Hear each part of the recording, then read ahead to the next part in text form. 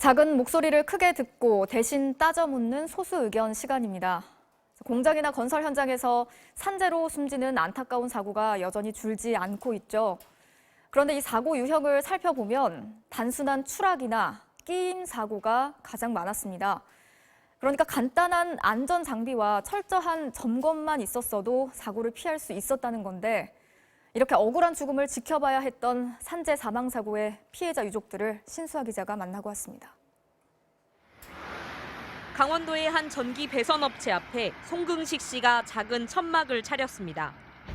숨진 아들의 위패와 환하게 웃는 영정사진을 눈앞에 두고 향을 붙입니다. 송 씨는 오늘부터 현수막을 걸고 1인 시위를 시작했습니다. 아들 현준 씨는 지난달 초 인제의 한 전봇대에 올라가 배전 작업을 하다 추락해 숨졌습니다. 올해 31살이었습니다. 송 씨는 회사가 안전관리를 소홀히 한 탓이라며 분통을 터뜨리고 있습니다. 안전관리라고. 그 줄 하나에 한 번 실수하면 오늘 왜 떨어져 죽는 거 아니에요? 지 한 번 실수하면 죽어야 돼? 그게 나라야? 이 일이야? 회사 측이 지급한 안전대는 제대로 결합되지도 않는 불량품이었다는 겁니다. 이 밴드하고 트릭이 안 맞는 거예요. 그러니까 이 장식하고 이쪽 장식하고 맞지를 않아. 회사가 달랐어요. 그렇죠. 한쪽은 크고 거는 쪽은 좁고, 그러니까 들어가서 걸려야 되는데 들어가서 걸리질 않는 거죠. 노동부 역시 회사 측이 평소 장비를 꼼꼼히 점검할 의무가 있다고 강조했습니다. 일단은 사업 중에 인증품을 제공해야 되는 의무가 있고, 그 이후에도 피부 점검해서 이상이 있는 건 수리하거나 교환하거나 그런 의무가 있지요. 하지만 회사 측은 송 씨에게 인증받은 새 안전대를 지급했으며 평소 별다른 문제 제기도 없었다고 반박했습니다.